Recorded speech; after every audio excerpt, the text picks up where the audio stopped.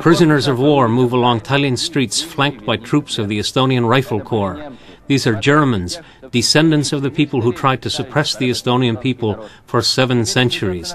Now they are reminded of the lesson they were given in 1944.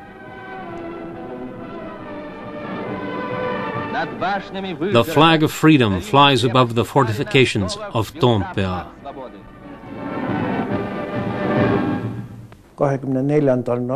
On November 24th, 1944, the last remaining corner of Estonia, the Sõrve Peninsula, was occupied by the Soviets.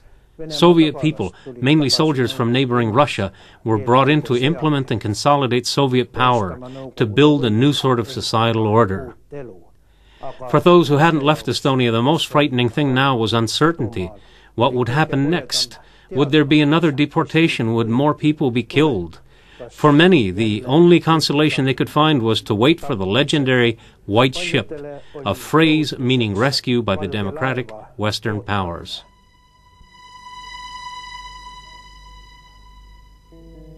The war was over. Still insidious, the Red regime seemed to have become milder. Parts of the Estonian national anthem remained in use. Christmas Day remained a holiday under a different name. But a week before Christmas, mass terror returned, with Decree number 380, applying to those who had collaborated with the Germans. During the next 5 years, 12,000 people were arrested.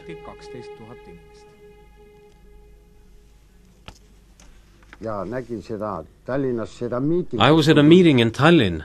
It was disgusting and painful to see how a young man was arrested behind my back. He was taken away because he did not take off his hat when they played the Internationale. Some of the Russians were on our side. In the beginning, we went to a Russian family near Palmse. They gave us shelter. They didn't like communism. The Russian nationality wasn't bad, but the government was.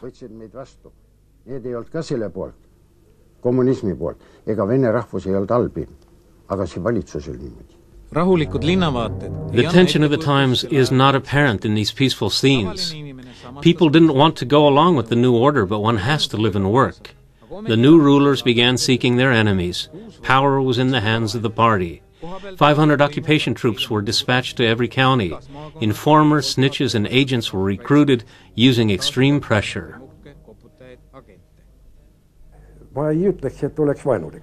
I wouldn't say that their attitude was directly hostile, apart from those officers with golden epaulets who belonged to the security police and beat me all day, so that my bottom was in shreds. But these, of course, weren't what you would call real officers. This wasn't what one would normally call an army. They were murderers and butchers. These are two totally different things. They kept harassing my mother. A gentleman, so to speak, visited her during the daytime when father was working and I was at school. He asked mother, "What do they speak about, this person or that person?"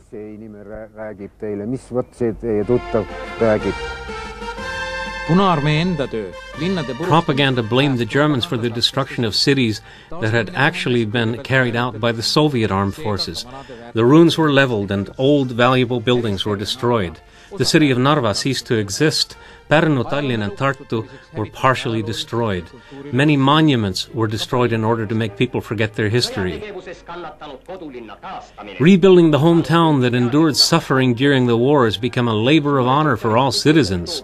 Our builders can proudly report that the reconstruction of the Estonia Opera House was successfully finished in time for the 30th anniversary of the great October Socialist Revolution. The greatest cultural building of Soviet Estonia has been finished and is more beautiful than ever. This architectural and artistic transformation is a great achievement made possible by the work of the Soviet people. It took 3 years to rebuild the Estonia Opera House. Reconstruction of this important building was part of a plan that emphasized conciliation, but only in the beginning. The Stalinist interior design, especially the painted ceiling, was a song of praise to the happiness brought by the rays of Stalin's sun. Immediately after the Russians arrived, they began to arrest those who had served in the German army. When friends, neighbors, and relatives were arrested, those who hadn't been caught yet had no alternative but to take to the forests. The ranks of the guerrilla movement included a lot of men who had fought in the German or Finnish armed forces.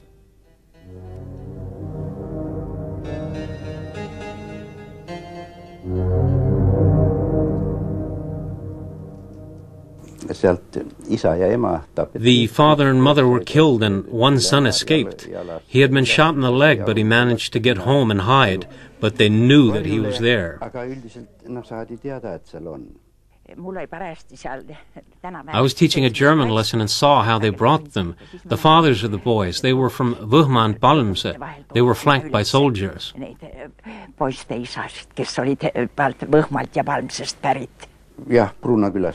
Russians had come into Pruuna village and were stealing. A neighbor went to stop them, but they killed him with an axe handle.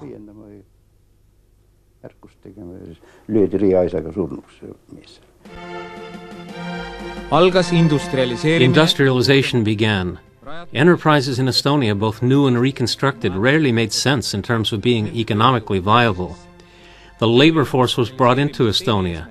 One of the goals was to Russify the population. The number of industrial workers tripled in 6 years. The eastern part of Virumaa was almost completely Russified.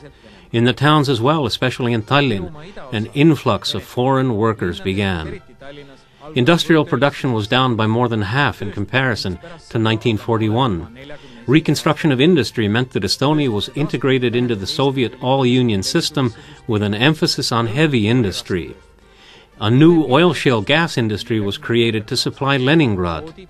Expansion of the oil shale industry brought with it extremely rapid industrial growth, 36% a year. Overexploited Estonian farms had to feed cities and industries. Rationing was the order of the day.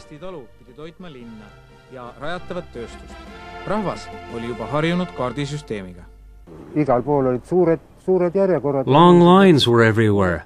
People took their places at night. The notorious sugar lines were half a kilometer long. People went there in the middle of the night, and the next day they got their half a kilo of sugar. 1 month's worth. Those who didn't have food cards took shelter in the woods. According to various estimates, there were 15,000 to 30,000 men in the forests after the war, from all walks of life. Some fought, weapon in hand, while others simply hid. There were more freedom fighters in Võrumaa and Pärnumaa than anywhere else. The most active period of the guerrilla war lasted up until the mass deportations of 1949. Estonian partisans didn't accomplish that much militarily, but morally their struggle was of great importance. We took a car. The sexton's son, Edward, dressed as a militiaman, and I played the role of a traffic controller. A car came from Pärnu. We stopped it with a red flag. I told the driver, "Get out of the car." We went to the Russian and said, "Hands up, we are Estonian guerrillas."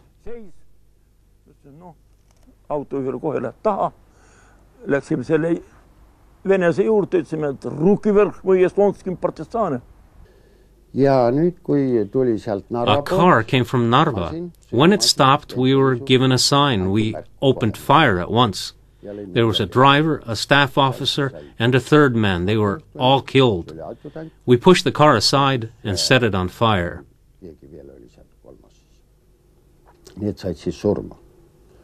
Lükkasime siis masina tie pealt ära ja panime siis põlema. They attacked military convoys and officers of the secret police, often executive committees too, which on the local level were the main instruments of the Soviet occupation.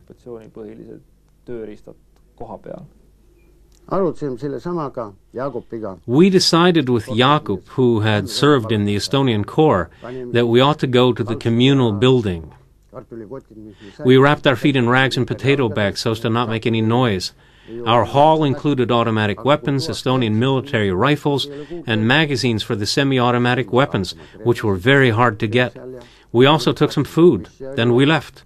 They just slept and were unaware of what had happened.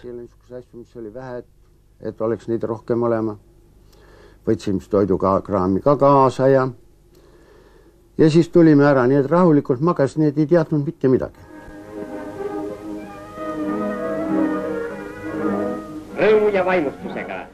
It was with gladness and enthusiasm that Estonian cities and villages celebrated the 5th anniversary of Soviet Estonia.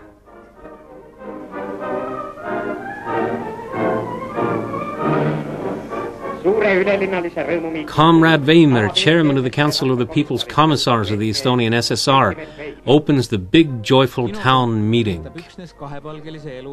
The newsreel only shows one side of this life with two faces, the luck of getting to live under Stalin's son. The interrogator took his gun, slammed it on the table, and said, "I'll kill him like a whelp if he keeps mocking us with his false names." Father came home. I was there alone. He said to me, "I'm not going back." He joined the liberation movement. It was difficult to try to hold out in the woods and in the underground movement, and it was easy to be caught. The files of interrogations contain statements that were largely induced by what is politely called physical intervention. It is difficult to tell which ones contain true accounts and which were signed in utter despair. He testified in Patarei prison and told me that he denounced me. He said he just couldn't bear it anymore. They beat him with clubs. We were in adjoining cells. I asked who he was, and he told me his name and that he denounced us. He said he had a wife and they'd beat him with clubs. I said, I and my friends have wives too.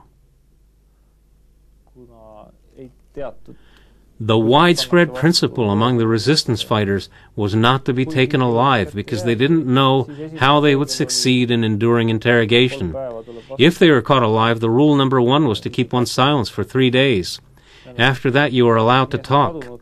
If a man went missing and he didn't show up in 3 days, you had to leave your bunker and relocate to a new place.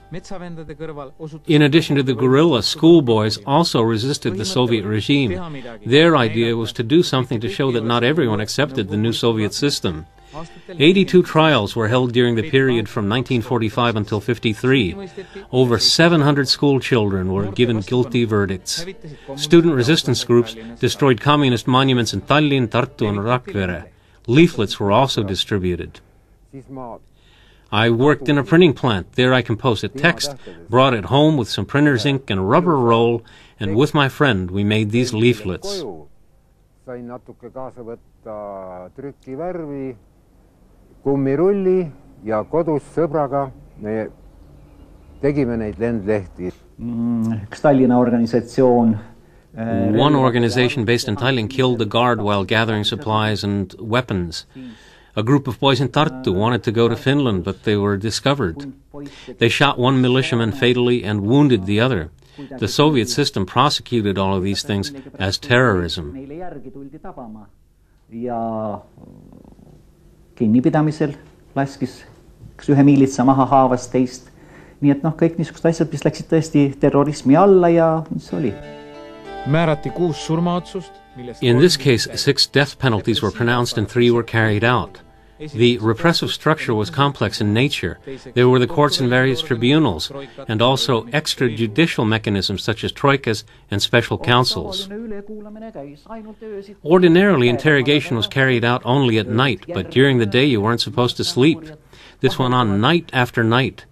The interrogators would differ. You sit on a bench or sometimes you'd stand. Eventually, you're ready to sign anything, just to make it stop.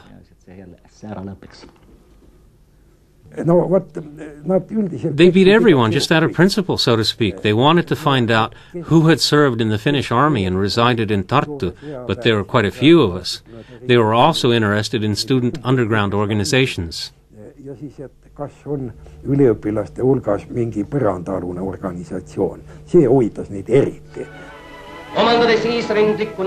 Acquiring knowledge of progressive Soviet science, a new generation of scientific workers is born.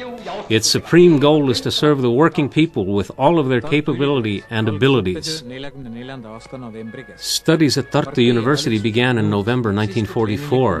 The party demanded that Marxist-Leninist theory pervade studies and scientific research. Students and lecturers were subjected to pressure. During 5 years, the university party organization grew from 3 members to 109.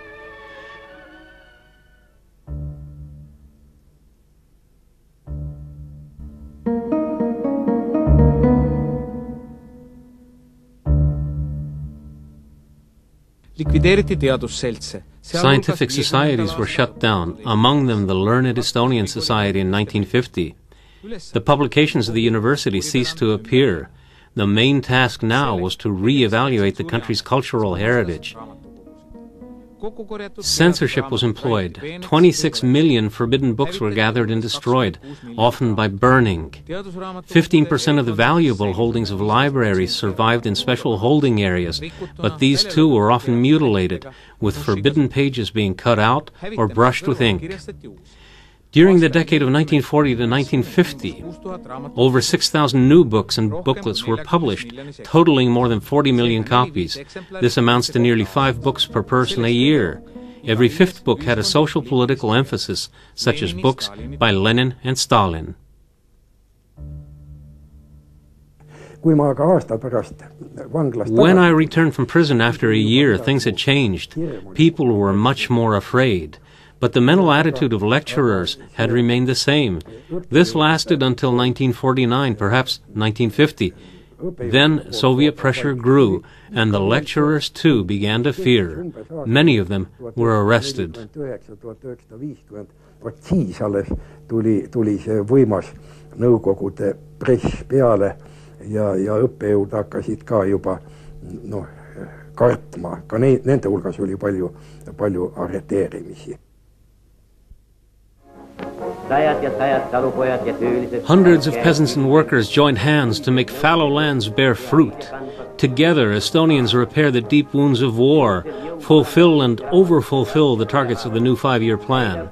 They achieve cultural and economic prosperity for the homeland.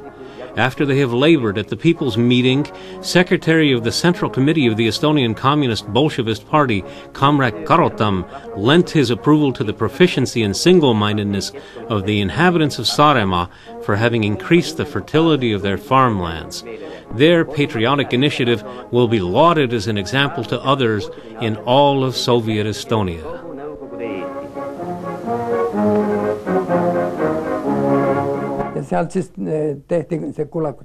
They made this list of kulaks and began to repress them. In the beginning, they were forced to harvest huge quantities of lumber. But here in Harjumaa, we didn't have any forests close by. So they had to go somewhere, all the way out to Alutaguse. They took their meals and went. The women weren't allowed to accompany them. They had no choice but to hire assistants, who became burdensome to them because of the labor expenses that this brought with it. What's more, they had to hand over huge specified amounts of agricultural products to the state. These were many times bigger than the norms of smaller peasants. And finally, they were hit with large monetary payments.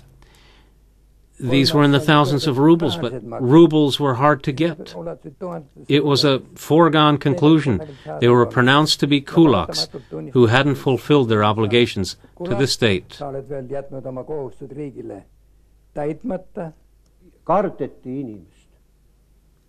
They were afraid of people and that they might be able to cope and do well. In collective farms, they hauled up cows to the ceiling with ropes. It was all a big farce. At the same time, they sang and claimed that we had the best life and the fairest system in the world. But then they sucker-punched you, and the deportations began. What the Soviet system did to the Estonian people is documented on shelves with a total length of 1.5 kilometers at the Estonian National Archive. Among these files are materials from the Security Police and the Ministry of Internal Affairs. The materials that pertain to the deportations are also to be found here.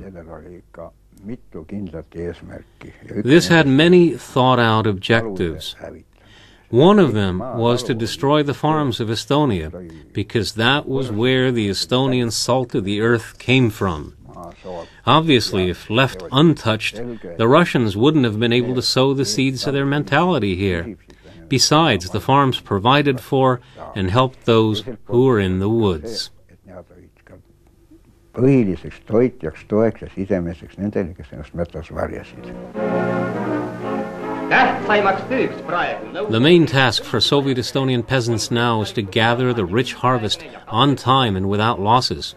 Threshing machines are performing their task in all villages so that the threshing can be quickly completed and the debt of honor to the state can be paid. Peasants from the No rural district in Tartumaa went so far as to organize what they call a red transport of grain in order to fulfill their promise to Comrade Stalin to quickly attain their target norm of grain production. Party propaganda didn't initially reveal its plan for collectivization. The signal from Moscow came in May 1947. Massive collectivization was carried out in spring of 1949 in all of the western parts of the Soviet Union, but it was preceded by another huge wave of deportations. Estonian resistance fighters thought that they wouldn't be affected. Actually, after the deportations, many more people took refuge in the woods, joined guerrilla groups, and started to exact revenge for the deportations.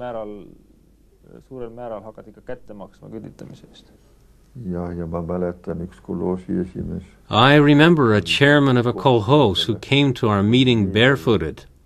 His trousers were rolled up. He was bearing an automatic weapon. He came to talk with us.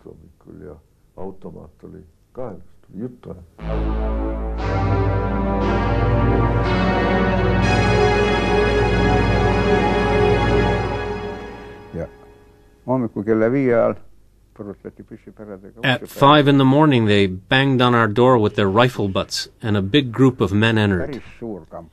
They bore nothing to indicate their rank, which was characteristic of the NKVD. They wore soldiers' greatcoats and sharp-pointed hats. They were leaders. There was an Estonian woman with them, one I didn't know. She read the decree to my grandmother, informing her that she had been sentenced to exile.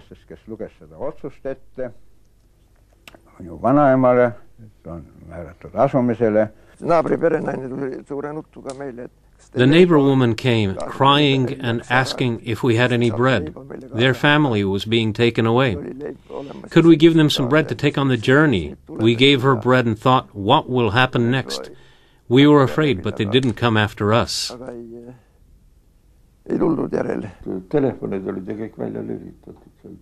On that day, all the phones were out of order. We didn't understand why, but then we saw those cars with all the deported people in them.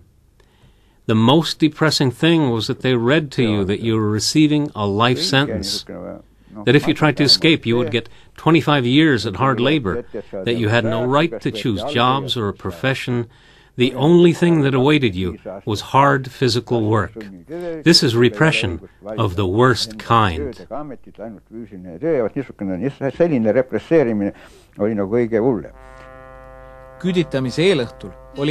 Before the mass deportations, 8% of Estonian farms were collectivized. In a month's time, that figure had leapt up to 64%. State norms and tractor stations swallowed up most of the crops that the newly established collective farms were capable of producing. Work in kolkhozes lost its meaning, and the kolkhozniks lost their work habits. A huge campaign of joining the collective farms began. Everybody applied because they were afraid of being deported. I remember when I came home from Sagadi, I met my mother, and she had our cow on a line with her.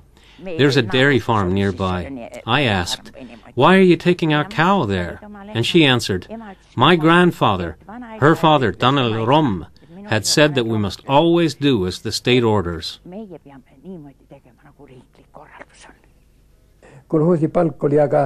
According to the research I've done, the lowest salary paid in a kolkhoz was 4 kopecks and 90 grams of straw a day. That amounts to a yearly salary of 12 rubles and 90 kilos of straw.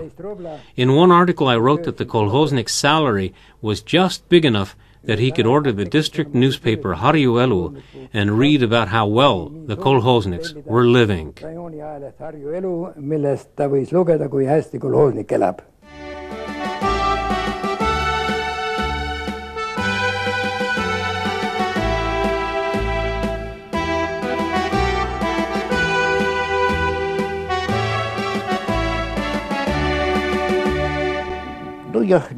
Yes, the campaigns and slogans. An example. They demanded from us, school teachers, that there have to be slogans in schools and other places, even in barns. Teachers were on all fours on the floor of the hall, drawing slogans. It was so hard to believe all of what had happened. I loved Estonia so much. When my father listened to the Voice of America, my mother was so afraid that someone might find out. And then we had a big Estonian flag. Lots of searches were being carried out, so we cut the flag into 3 parts. The white segment was in one place, the blue was used as a tablecloth, and the black was in a 3rd place. The small flag for display on the table was also hidden, but on Independence Day we would take it out.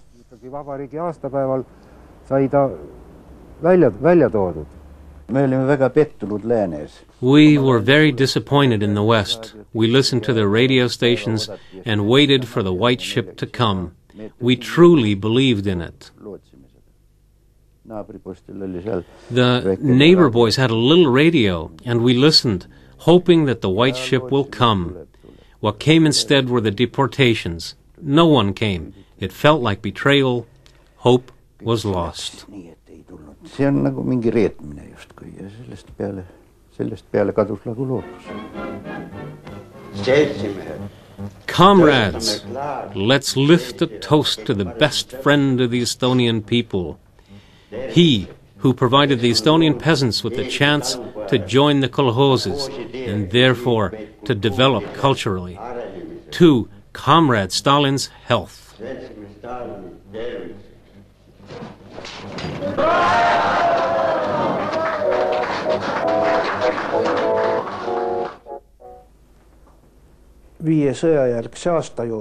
Many things changed during the 5 post-war years. Soviet power had arrested tens of thousands of people. In 1945, there were but 2,400 members in the Communist Party.